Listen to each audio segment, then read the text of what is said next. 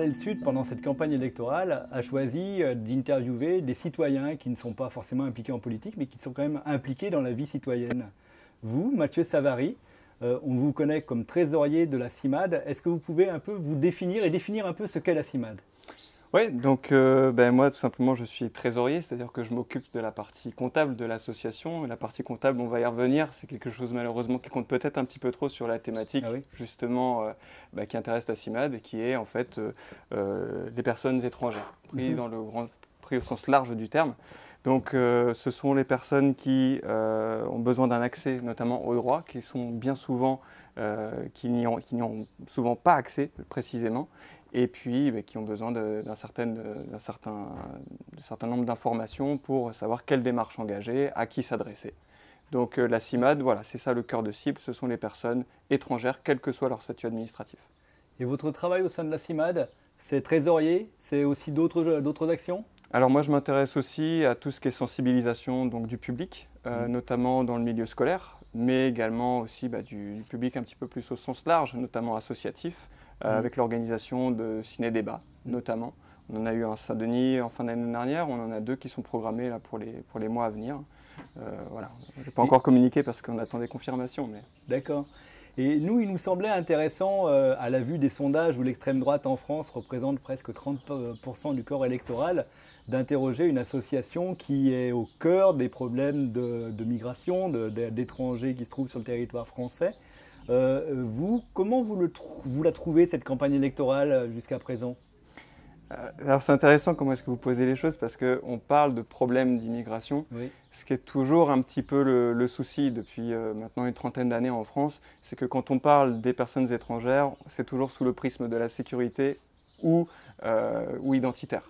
Donc effectivement, on ne va pas se cacher, on ne se réjouit pas trop de la façon dont les étrangers, les personnes étrangères sont perçues, sont abordées lors de cette campagne électorale. Ce n'est pas la première fois, je crains malheureusement que ce ne soit pas la dernière. La première chose que moi je voudrais dire, c'est rappeler un petit peu que derrière une personne étrangère, ce n'est pas seulement un flux, mais c'est aussi un parcours de vie. Et parcours de vie dans plein de dimensions de la société qui est discriminatoire. Pour prendre un exemple, vous avez aujourd'hui les étrangers, qu'est-ce que ça représente en France? Ça représente 9% de la population.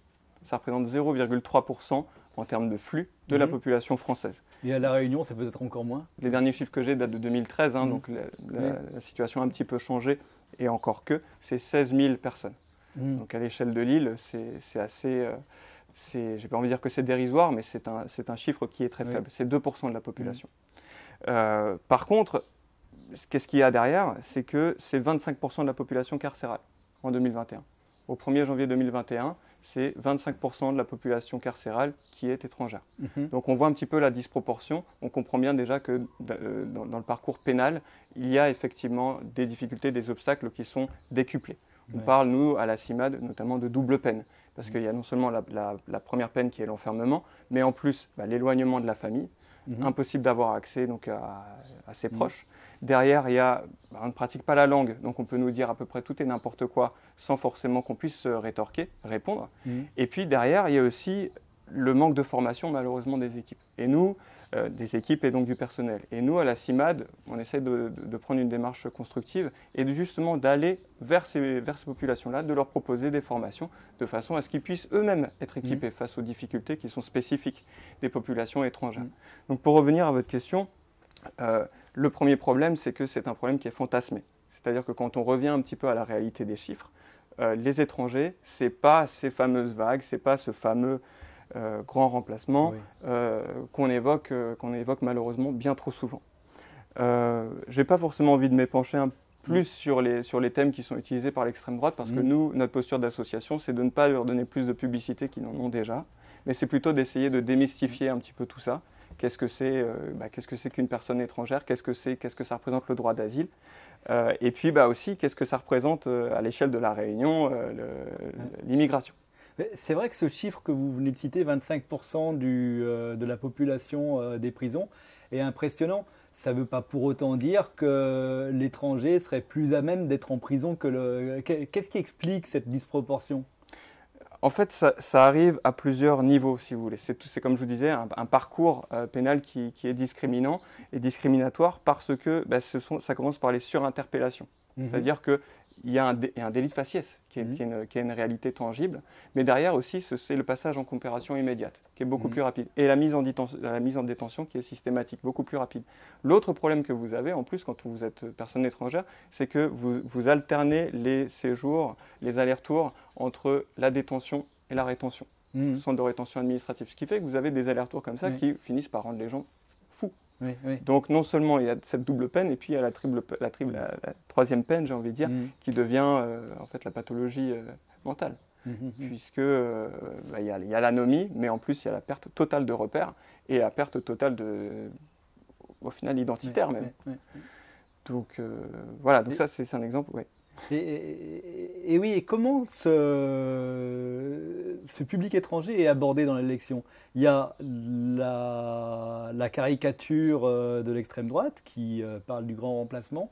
Est-ce que les autres candidats réussissent à apporter un discours un peu plus nuancé? Le problème, c'est d'où est-ce qu'on part. Et aujourd'hui, même des candidats qui devraient être qu'on attend en tout cas plus progressistes, reste, si vous voulez, dans cette mouvance de l'immigration, c'est quelque chose qu'il faut traiter, et c'est un flux qu'il faut réguler et qu'il faut maîtriser. Et ça, c'est très très problématique, justement, dans la façon dont c'est passé, parce que c'est déshumanisé. Et encore une autre fois, justement, un mot que je viens de lâcher, c'est le flux. C'est-à-dire qu'on ne s'intéresse plus au parcours de la personne, mais on s'intéresse seulement à qu'est-ce que ça représente numériquement, en termes de bilan comptable. Un petit peu comme on s'intéresse aux chiffres du chômage, on s'intéresse au nombre d'expulsions, on s'intéresse au nombre de personnes qu'on a reconduites aux frontières.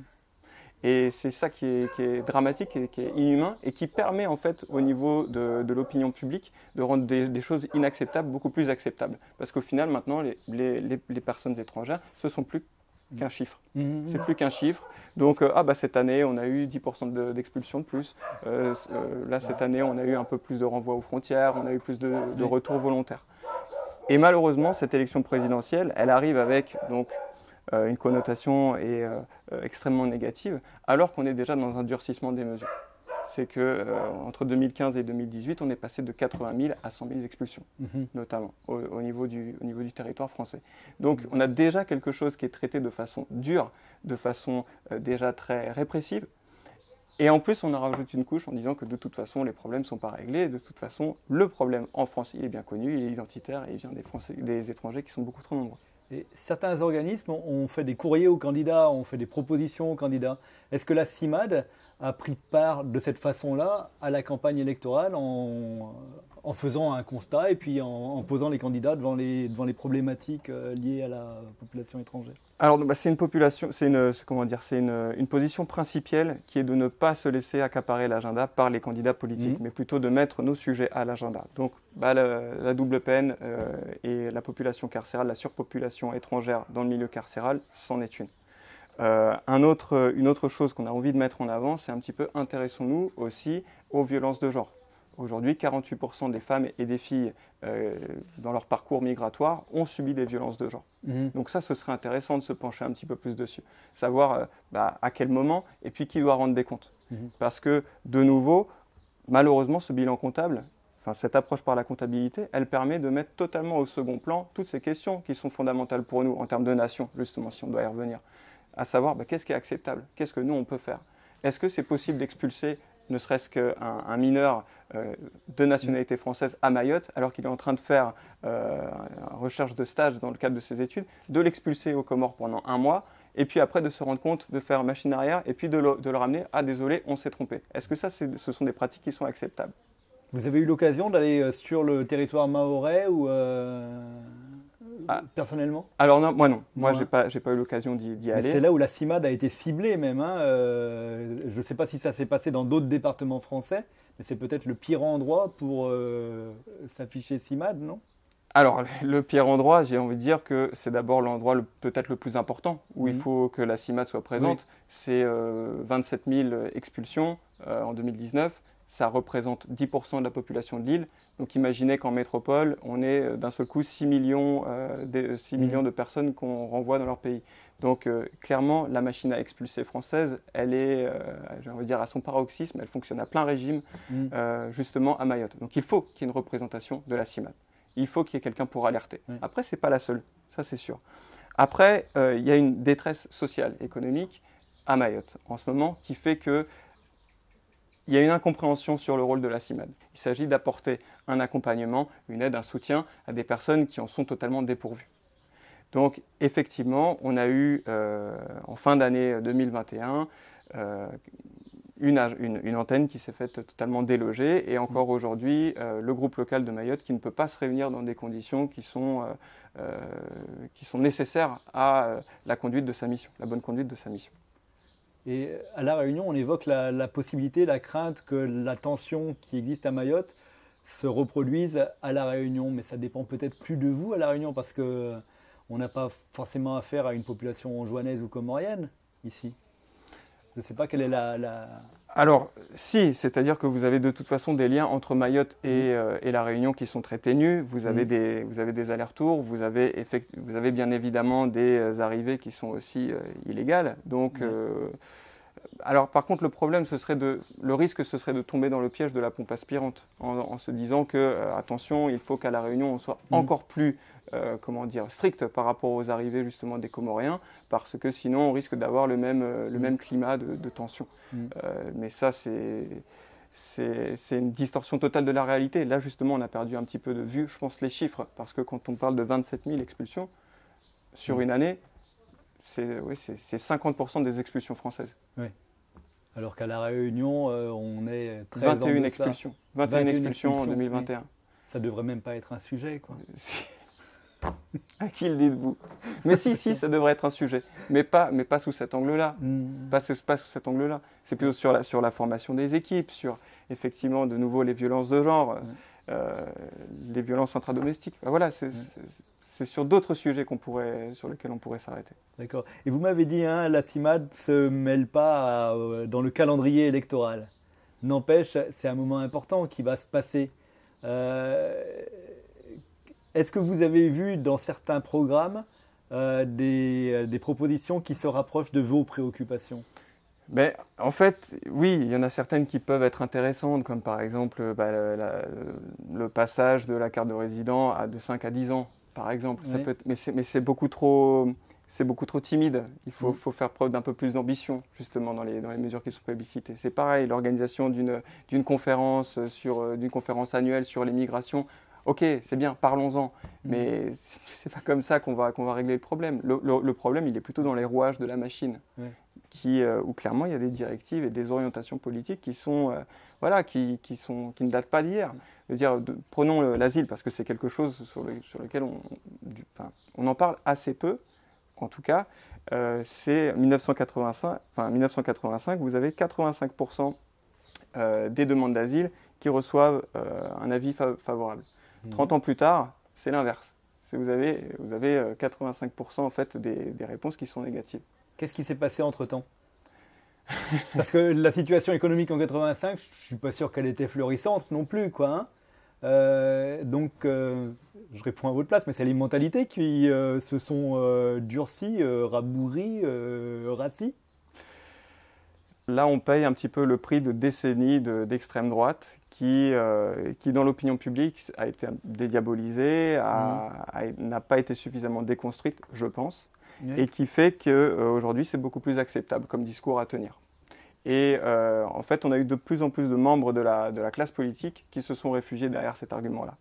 Ils n'ont pourtant pas été au pouvoir, les gens de l'extrême droite. Non, mais par contre, ça a toujours été une pression de plus en plus importante, justement, sur cette classe politique. On a eu, je pense que si on n'avait pas eu cette montée de l'extrême droite depuis 35 ans, on n'aurait pas aujourd'hui certains candidats d'autres familles politiques qui porteraient des jugements et qui feraient des commentaires qui sont exactement dans la même veine. Donc c'est un groupe de pression qui, en fait, est très porteur, malheureusement pour nous. Et si on se mettait dans leur logique, c'est même pas efficace parce que ça n'a pas réduit l'arrivée de migrants. Alors, ça n'a pas réduit l'arrivée de migrants, d'accord. On reste sur des flux qui sont relativement constants.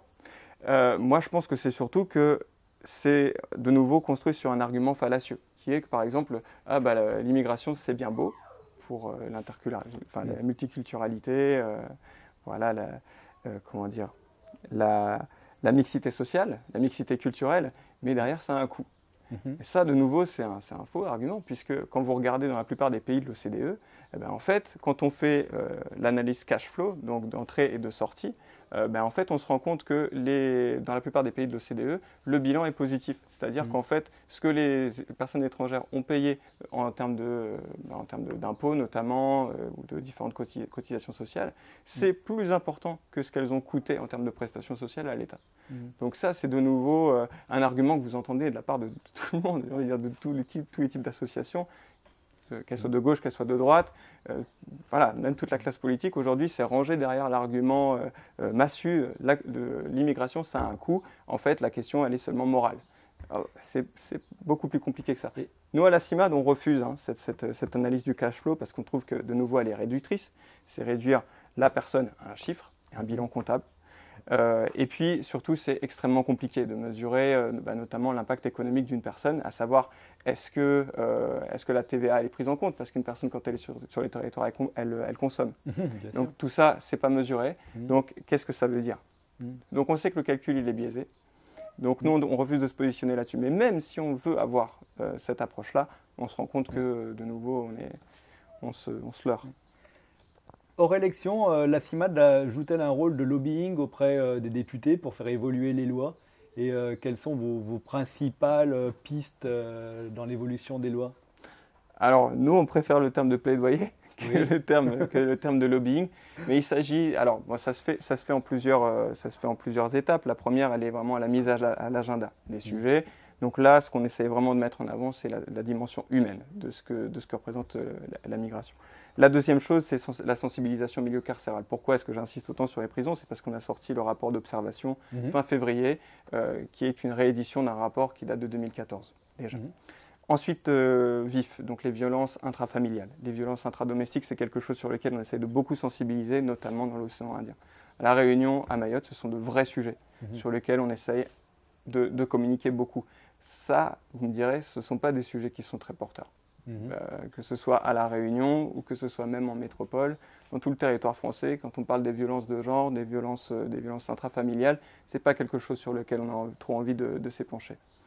Et voilà, nous on essaye un maximum de mettre le paquet là-dessus. D'accord. Moi je voulais aussi surtout dire que par rapport aux migrations internationales, il y a une autre chose qui est totalement fantasmée, qui est le rôle de la France et le rôle de l'Europe.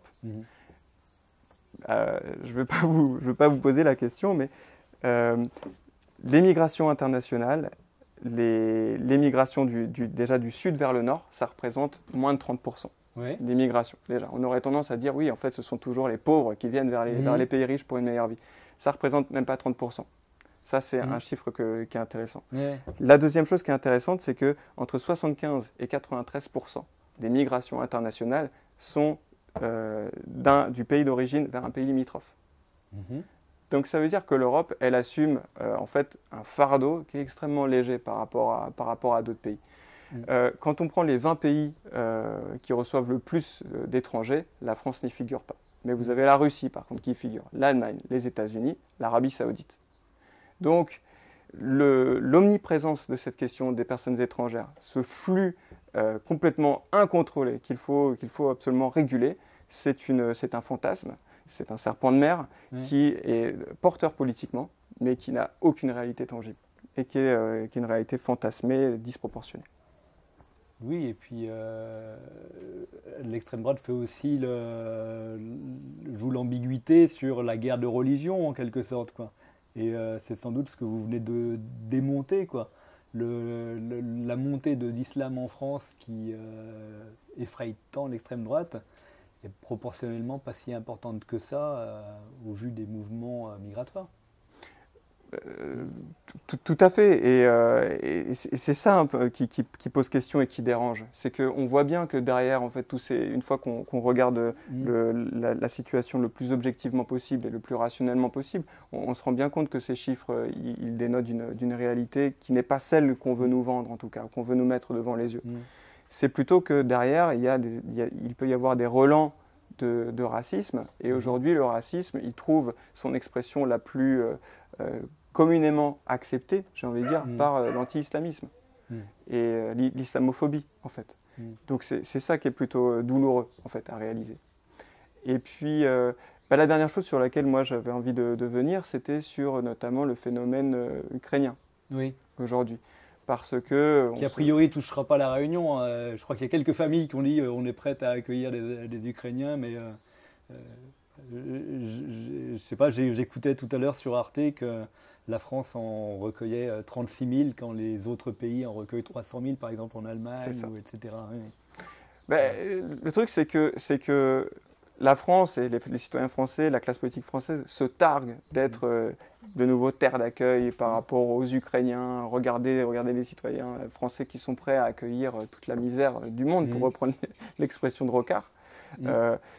Sauf que, ok, c'est extrêmement important de pouvoir accueillir ces populations-là qui ont besoin de nous. Mais ça ne doit pas nous laisser oublier un petit peu les cimetières marins que sont la Méditerranée et puis l'océan Indien, juste à nos portes. Et ça illustre quelque chose qui a été théorisé, c'est un phénomène médiatique justement qui s'appelle le mort kilométrique, le phénomène du mort kilométrique. Qui est connu en journalisme aussi. Oui. Bien sûr, c'est avant tout un phénomène médiatique en fait, en journalisme. Et ça, c'est parfaitement illustré. Et j'ai envie de dire que c'est même pas le mort kilométrique pour ce qui concerne la Réunion, c'est plutôt le mile kilométrique, qui est décuplé par rapport au mort kilométrique, parce que en fait, à partir du moment où ce sont des morts entre Mayotte et puis les Comores, ça ne nous concerne plus vraiment. Alors que, par contre, là, c'est l'Ukraine qui est à la porte des immigrés qui passent par la Pologne. Ah là, par contre, ça nous concerne immédiatement. Peut-être que la question, c'est est-ce que c'est parce qu'ils sont blancs? Oui, c'est ça. Est-ce que c'est parce qu'il y a un héritage chrétien derrière? Et ça, c'est pas forcément une question à laquelle j'ai envie de poser, mais c'est plutôt s'interroger sur, au fond de nous, qu'est-ce qui fait qu'on accepte plutôt ce type de population et puis celui-ci on accepte moins. D'ailleurs, peut-être de manière positive, j'imagine qu'à la CIMAD, ça vous suscitez des vocations, des gens viennent vous voir, qui sont peut-être de la mouvance antiraciste, non? C'est peut-être ça qui motive un bénévole de la CIMAD aujourd'hui? Bien sûr, alors bien sûr, il y a une communauté de valeurs. Avant tout, là aujourd'hui, vous allez avoir assez peu de gens qui seront convaincus que l'enfermement, c'est par exemple la solution à tous les comportements criminels. Vous allez avoir une ouverture d'esprit qui est un petit peu, j'ai envie de dire, la base pour venir à la CIMAD. Mais vous avez aussi derrière des personnes qui ont une émotion, une empathie assez prononcée, et puis qui vont en fait acquérir des armes qui vont se mettre au service justement de cette empathie, justement via les permanences juridiques. Parce qu'on ne va plus rester dans le domaine, si vous voulez, du moral, on va aussi basculer dans le domaine juridique. En fait, l'état de droit, qu'est-ce que c'est? Qu'est-ce que l'État français, qu'est-ce que la préfecture devrait faire? Et c'est là qu'on réalise des manquements. Moi, ça, c'est mon histoire personnelle. C'est que j'ai toujours eu une sympathie pour les personnes étrangères. J'ai toujours été touché par cette cause-là. Mais c'est vraiment en m'engageant auprès de la CIMAD que je comprends qu'est-ce que c'est le droit du sol, par exemple. Le droit du sol, c'est quelque chose qui est totalement incompris, qui est totalement galvaudé comme concept. Parce qu'on se dit, je suis né sur le territoire français, j'ai la nationalité française. C'est absolument pas ça. C'est absolument pas vrai.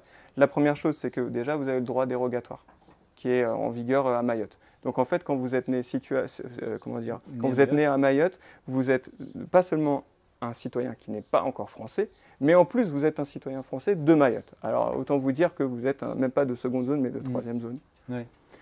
La deuxième chose, c'est que, non, c'est pas vrai. On ne peut pas avoir la nationalité française quand on est seulement parce qu'on est sur le territoire français de parents étrangers. Il faut déjà attendre 13 ans. Et c'est seulement à 13 ans sous condition, y compris de scolarité continue, y compris de séjour continu.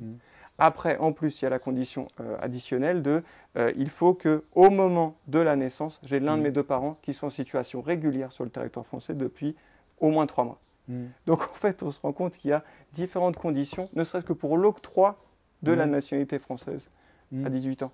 Alors que le droit du sol, aujourd'hui, on se dit c'est bon, hein, c'est ce que j'ai appris en éducation civique à l'école, il y a le droit du sang, la filiation, et puis il y a le droit du sol, et puis il y a le mariage. Et voilà, et les trois sont à égalité. C'est pas du tout ça. Les lois sont déjà très dures pour un étranger qui naît en France. Bien sûr, bien sûr. Donc les promesses de l'extrême droite d'un claquement de doigts de dire il suffit de supprimer ce droit du sol qui est déjà supprimé, c'est plus de la communication que de la réalité. Bien sûr.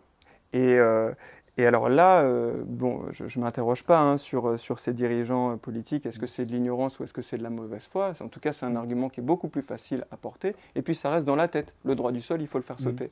Bah oui, mais qu'est-ce que c'est exactement le droit du sol? Et donc ça, c'est pour revenir à ce que je vous disais tout à l'heure, c'est que moi, c'est justement en ayant cette déconstruction du droit du sol, et en sachant exactement comment est-ce qu'il est octroyé, et puis avoir des éléments de réalité, en rencontrant notamment des personnes étrangères, que je me suis rendu compte de ce que c'était exactement le droit du sol. Bah, c'est assez éloigné de ce que j'ai appris à l'école, alors que j'avais 12 ans. On défend bien sûr le secret du droit de vote, donc vous n'êtes pas obligé de répondre. Mais pour qui voterez-vous? Sincèrement, c'est même pas de la langue de bois, c'est que je ne sais pas encore. Je n'ai pas arrêté ma décision. Si je devais voter ce soir, je voterais blanc. Sincèrement. Et j'attends un petit peu de voir comment les choses vont évoluer dans les jours qui viennent. Alors après, ça m'arrange en plus, hein, puisque la CIMAD est politique, mais pas partisane.